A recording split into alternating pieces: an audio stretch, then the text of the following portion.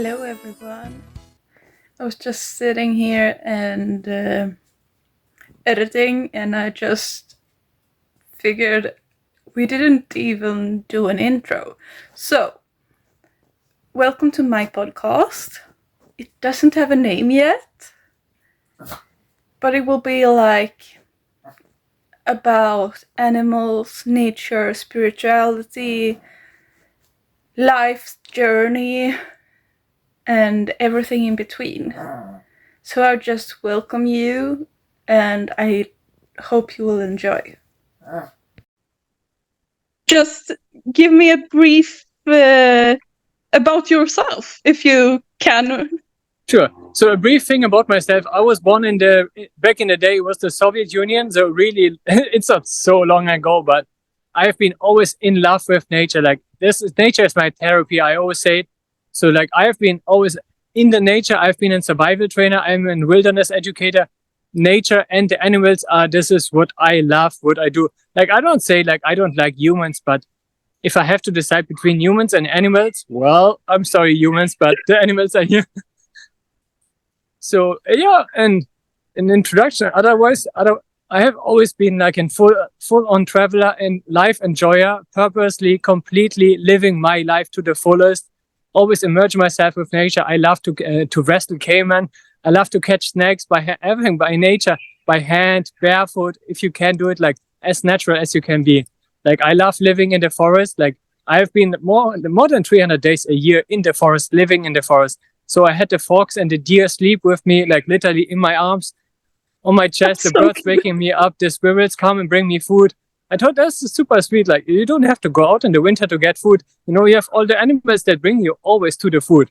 So I always started like listening to animals and feeling them more. Like, yes, I had always like the idea, or many people ask me like, what would be your superpower? I always thought like my most desired superpower would be to talk with every single creature.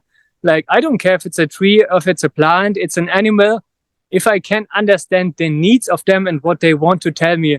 Because like, I don't know if you have realized in your past that there's like an animal that comes to you and you're like, what do you want to tell me? I don't know. I don't understand. So you're just going by the feel. It's nice to feel it. Like, and first of all, like in the last few years, I had a wife and her mom had a dog that was completely deaf. So I was exposed to having a dog that is completely deaf. It was a big, strong dog.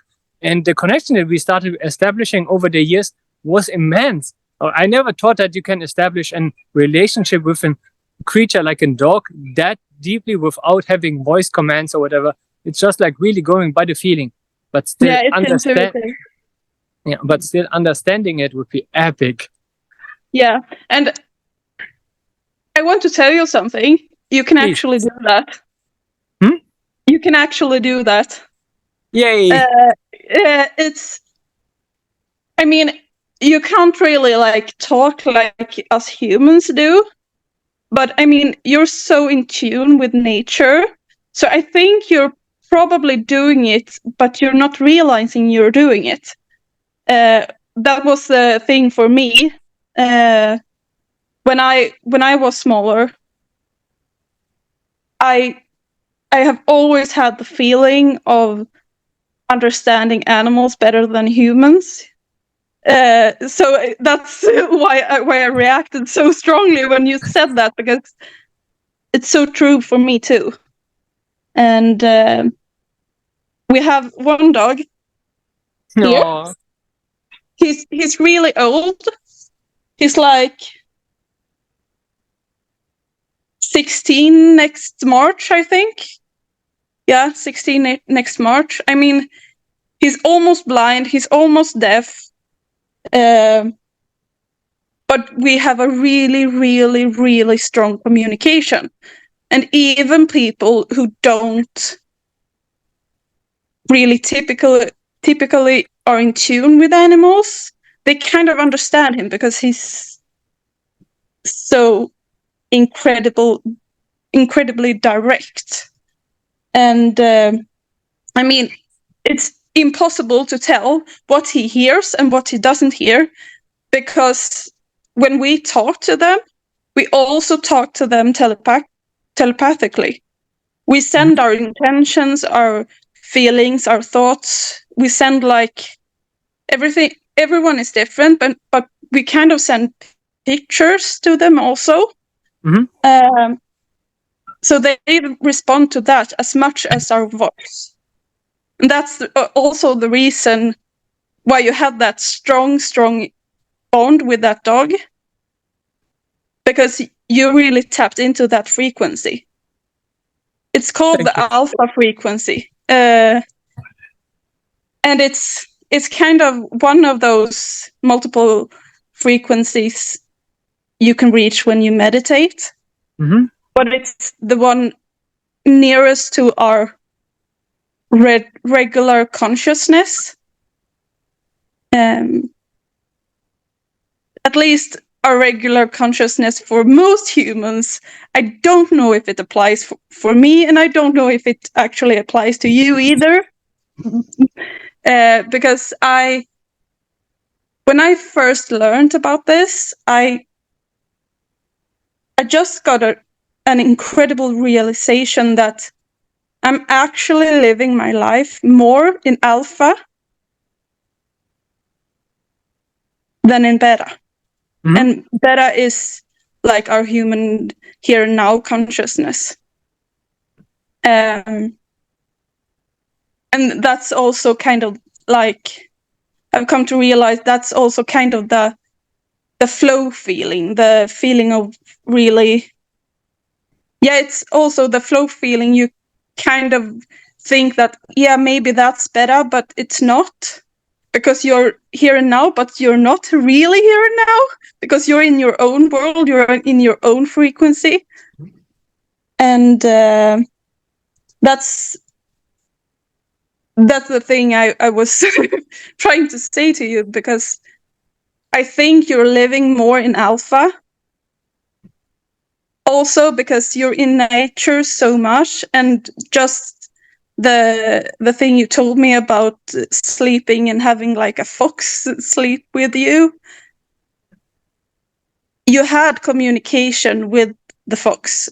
Otherwise, the fox wouldn't come near you, because they can tell, and they include you in their life. And they only do that if they really feel that connection. So I think that would be something for you to explore. Because I think you have it in you. I think you just have to like consciously tap into it and explore it a bit. I mean, I'm not an expert by no means in this, but I'm living my life in it. So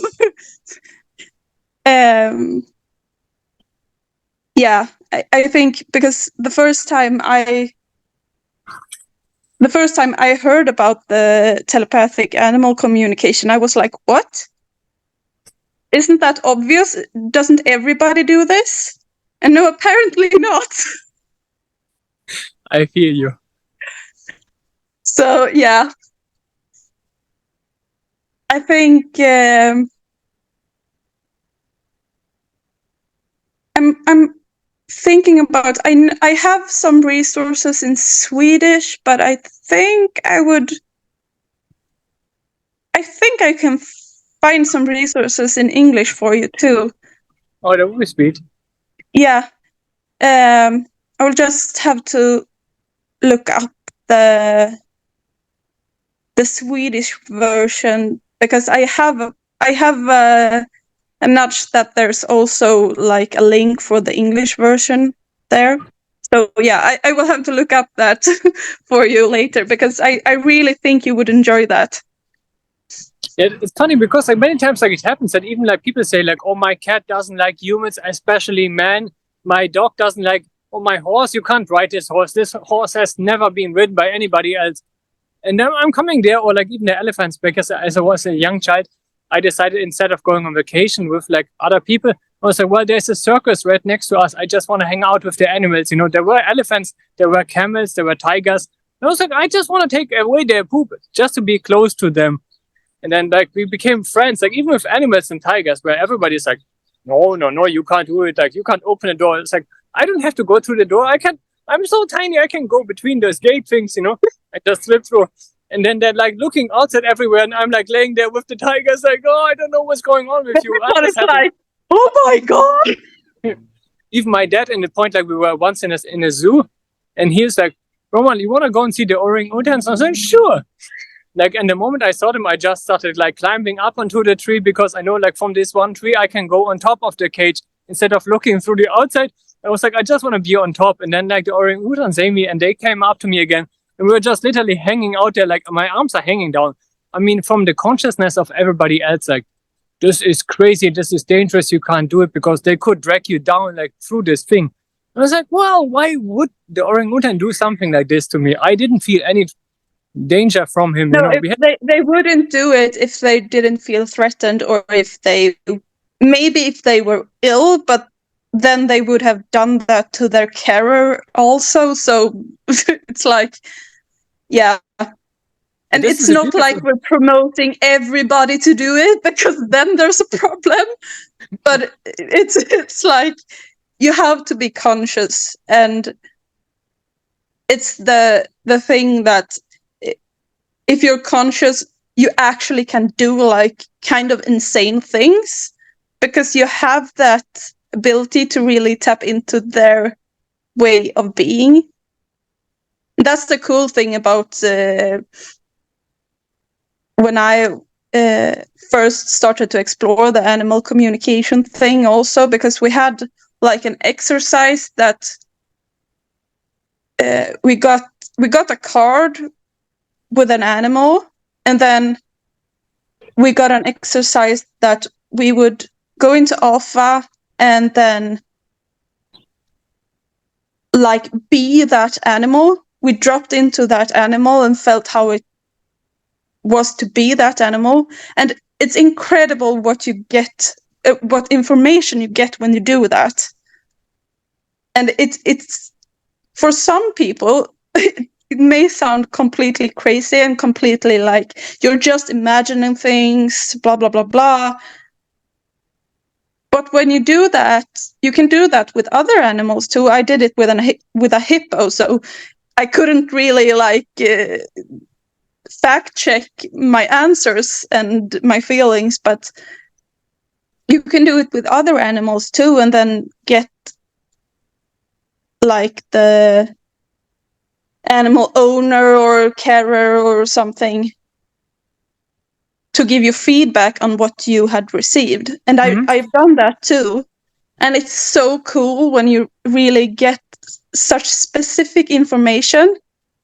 It's like when I did it with a dog that I didn't know for the first time, and I got like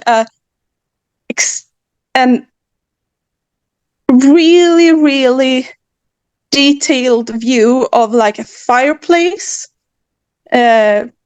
with what's the English word? Yeah, it's an animal fur, like a mat. And that dog. You can really say the color of it. Huh?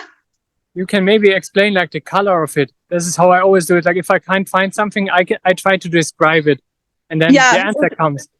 Yeah, but it's kind of like a beige mat made of like deer fur, almost. It's like a deer skin. That's the word. Yeah.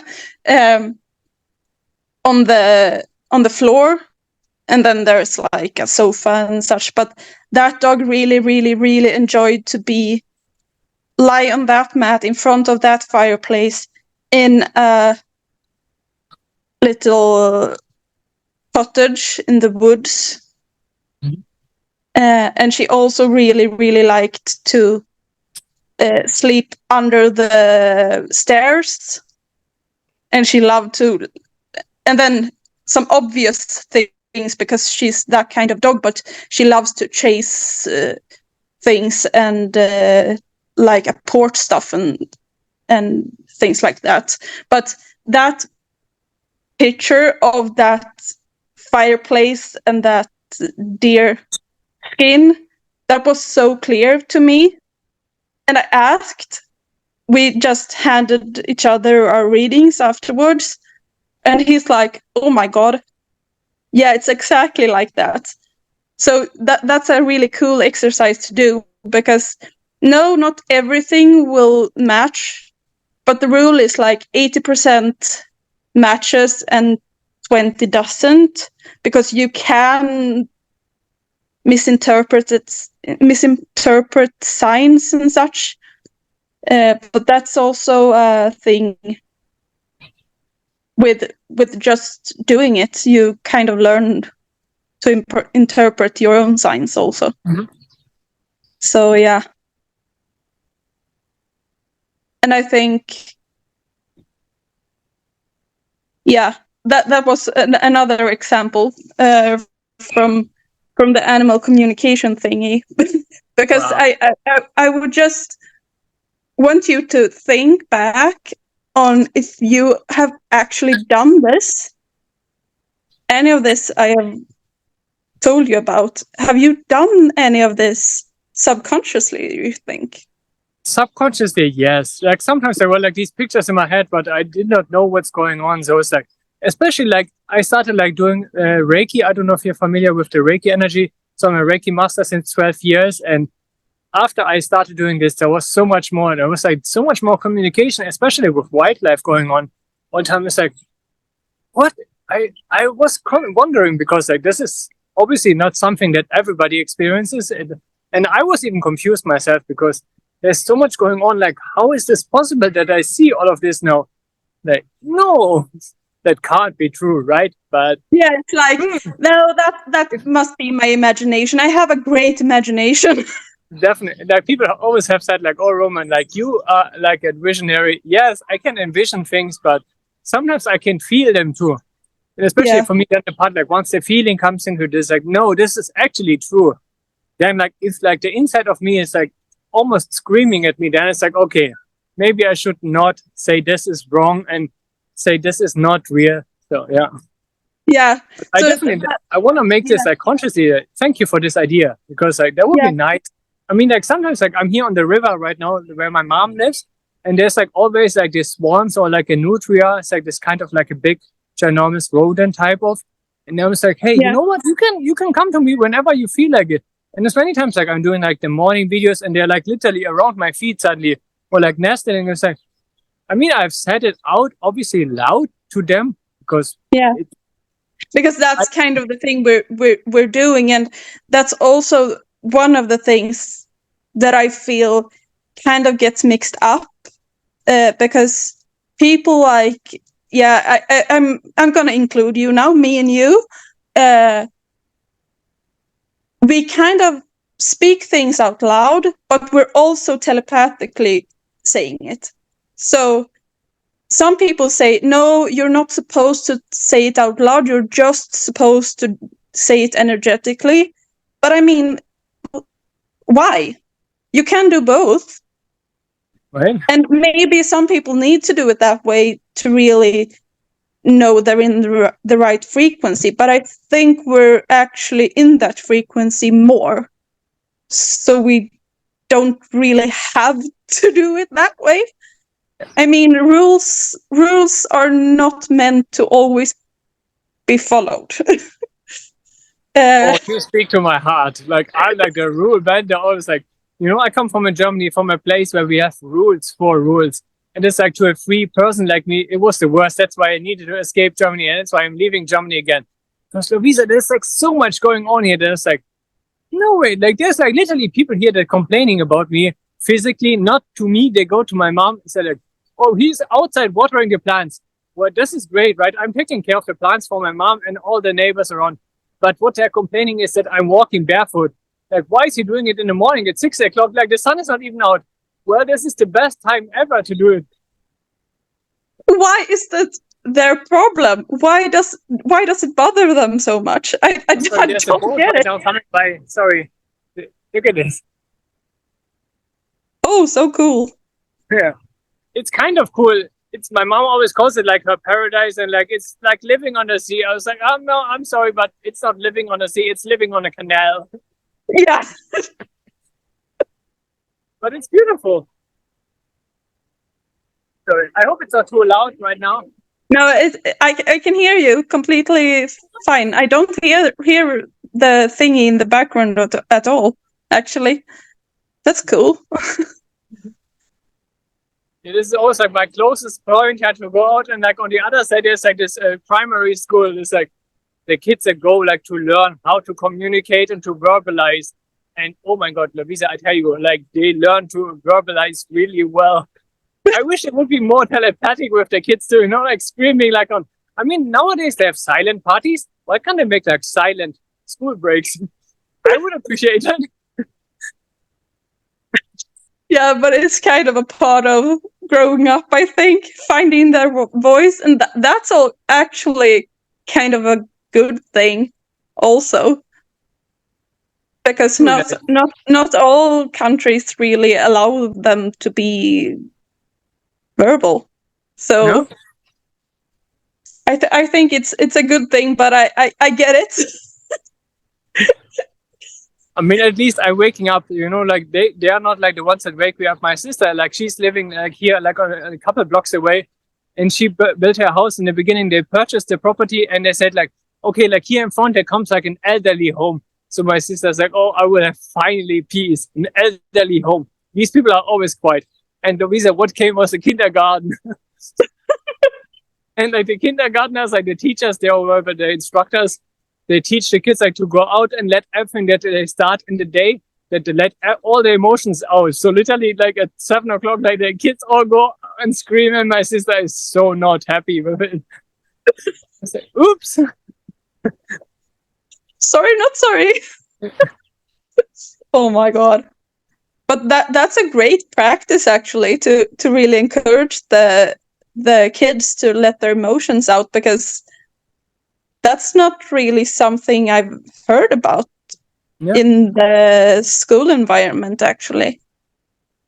So that's kind of cool, even if it's annoying if you live right there. it's good for the kids, I think. Definitely, I agree to with this. acknowledge their feelings, because that's not something I learned in school. So what I learned in school is that I did not want to be in the classroom. So like what happened many times, like my teacher called my mom and my parents, like, hey, Roman is not participating in the class. And my mom is like, where is Roman? He's just outside in a tree. So I asked my friends, like, I got like many branches and I roped them like together with a rope. And I was like, well, can you just help me like to get those branches out like from the window so I can climb into the tree, because I was too small back then. And I was like, okay, let the windows just open and I will participate in the tree. I was like there with birds and squirrels again, still participating in the classroom, but they did not like it that like this young little boy is outside in the tree. That is dangerous. Well, it wasn't dangerous to me. no, because you're you. So it's like, but that's great to hear, actually, because it's such a contrast if you compare my school experience, because my school experience, I just bottled it in. I bottled everything in, and then I just exploded when I got home. And I mean, the school environment really, really isn't for me. Just sitting in a classroom. No, I love to learn, but sitting in a classroom with other students, no, thank you. If I'm supposed to learn something, I'd rather do it by myself, in a quiet corner somewhere or in nature. So yeah, it's not until I started to embrace that part of me fully that I really started to get not just get things done, but actually like get it to stick. And maybe it's also about me learning about the subjects I'm actually interested in.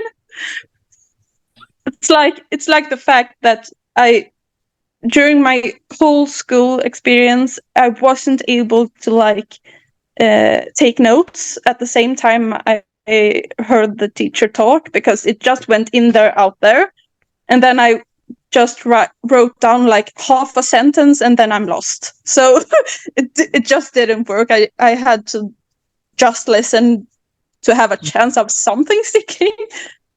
But now, when I watch like master classes or lessons or something, I'm actually able to take notes. So it's something that really shifted in me when I just accepted that this is who I am, and if I just let myself do as I feel to do right then and there, everything just becomes so much easier.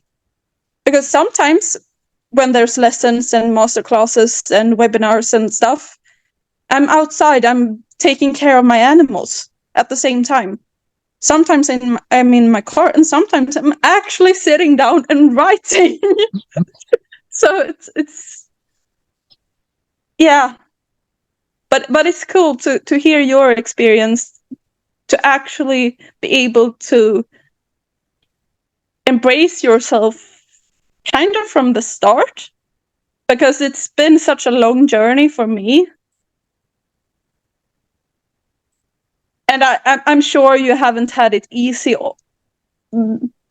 you too, but it's two really completely different types of not having it easy. It's not having it easy because you're bottling things up, or not having it easy because you're actually being yourself. And it's so much easier to have it not easy because you're being yourself. I found that now too. Yeah, it hurts when people don't accept you and people don't understand you. But when you're actually stepping into yourself and stepping into your power and just embracing, yeah, I'm me, you can either accept it or not. And then when people don't accept it, that, yeah, it hurts. And yeah, it hurts when they like project things on you and things like that. But it hurts in the moment, but then you're actually kind of empowered, because you know, yeah, I stuck it out. I was genuine to myself, and I stuck up for myself, and I'm still me. I'm not retreating, because that's a thing I did. And that's really not good. And I think there's so many people out there who still living their lives and just bottling it up. And so many people are just hurting so much inside because they're not who they're supposed to be. Mm-hmm. And I think that's a part of our work, to really empower those people to explore who they are inside, and to really take those steps to accept themselves. And one part of that path, maybe that's to embrace, yeah, I can actually talk to animals. I have an easier time to connect to animals. I have an easier time to understand animals, because people are so complex. Mm-hmm. I mean, that's the thing that really started my journey. Because when you get that first aha moment, everything just goes from there. So I'm really looking forward to like spreading this word to as many people as possible, to really get them to dive deep in themselves and just find that one part of themselves that's really important. Because if they can catch that, and if they can acknowledge that, they can become so much more than they are right now. Mm-hmm. This is so true. Yeah. Thank you. So I think that's at least that's my part of my mission, and I hope that's part of your mission as well. Absolutely. One of the biggest things is definitely to activate the voice inside. Because if you don't voice what you have inside, I mean, granted, like if you go back to the beginning, everybody knows what they want, but we are conditioned to do everything that everybody else wants. Like becoming a people pleaser, for example, is a sickness, in my opinion. I was a people pleaser, or most of the time I'm still a people pleaser, to be honest, but it's like I just like love the way to treat people nicely, because I think this is how everybody should be treated. And I don't want to take it away, like, for example, treating you bad because I had bad experiences with other ladies. It would not be fair to treat you bad because you're a woman now. You know how many times I get like hurt, like, oh, you are a man, I don't want to talk to men. But I'm not a man, I'm a Roman. First of all, my sister said I'm not a normal man anyway because I have 3 sisters. I'm born and raised in a family of just women. Like yes, technically, biologically, I'm a man. So, but in this sense also, like, yeah, the voice, like I have like led the man's call, like last time, like 174 people. It's not that much, but still, like just channeling their voice and saying like, hey, what is it what you want? And actually stepping up in your own power to say, okay, this is what I want and this is what I feel and this is what I personally need to see. And if you lead with yourself, everybody else will just come along, because like your energy is magnetic. Lovisa, your energy is magnetic. Like, I mean, we connected for just a simple message, you know, and now we're here on the camera. Insane. Yeah. So it's like, well, who knows? Like my mom is like, also like, have you done anything, like any preparation for it? I said, nope. She's like, what do you mean by no? I'm doing it, just flowing, because that's when it works best. If I plan it out, I just get nervous and it just doesn't work. Yeah. Because then I'm just stumbling on words all the time, and I'm not myself. So if this will have a chance to work, I will have to do it this way. Yes, maybe I will have to continue to plan like when to actually record and stuff like that, because that kind of would be a good thing to have that pre-planned. And I mean, you can always like shift it around, but if I don't plan it, it doesn't happen. So I mean, I've thought about doing this podcast for like a year. So thank you for doing it today then. Yeah, thank you for being here, and thank you for reaching out, because it kind of resonated with me also, that thing you said about not saying no because you're a man and not saying no because I'm a woman, because it's so easy to do that. And I think it's also because there's so much, to be frank, creepy men out there. So you kind of get this feeling almost every time you get a message, but I didn't when you messaged. Oh, yay. So it's like, yeah, you have good energy. I can feel you have good energy. So I will give this a chance. And I'm so grateful I did, to actually jump and do things and not limiting myself. So thank you. Thank you. Yeah, it's really time just to break free. I just want to reach on this, and it's like breaking free, like from whatever, like it's like we have, like the horses in Germany, we have like this Scheu club, and they say in Germany, like where the horses, I don't know if it's the same in Sweden or like, oh yeah, yes, it's actually in other countries too, where they have like the side blinds, you know, so that they can only see what's in front. But no, like we are like, our eyes are in front, but we have like such a big vision, you know, I can see and I can sense what is around me. I can sense what is behind me.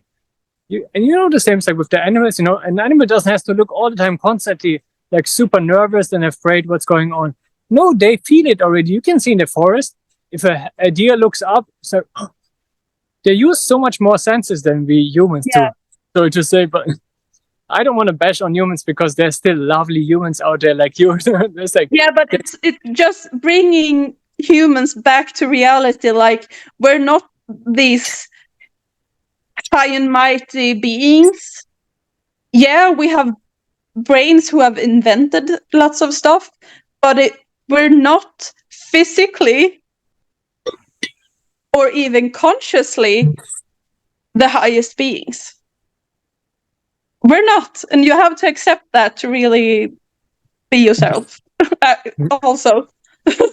Yeah, it's the same thing. Like if you mention this, for example, like they say, like there is no extraterrestrials in this universe. And I was like, seriously, like if we are the epicenter of the universe, that humanity is the top, I would feel so bad that I came into this existence to make this human experience. It's like if this is the end of it, like so then after I'm done, it's over. So like there's nothing more coming. It's like that can't be true. Like this. No, it's kind of, you can't think that way because it just becomes tragic. So yeah, and it's the same thing when people say that animals can't be reincarnated and stuff, because they can. They're not always the same animal. I met a woman one time who had a really, really special bond with a bird that lived outside, and one day it just disappeared, and probably something happened and it passed away. But you know what? That bird came back to her in a dog. And it's the same energy. It's the same being.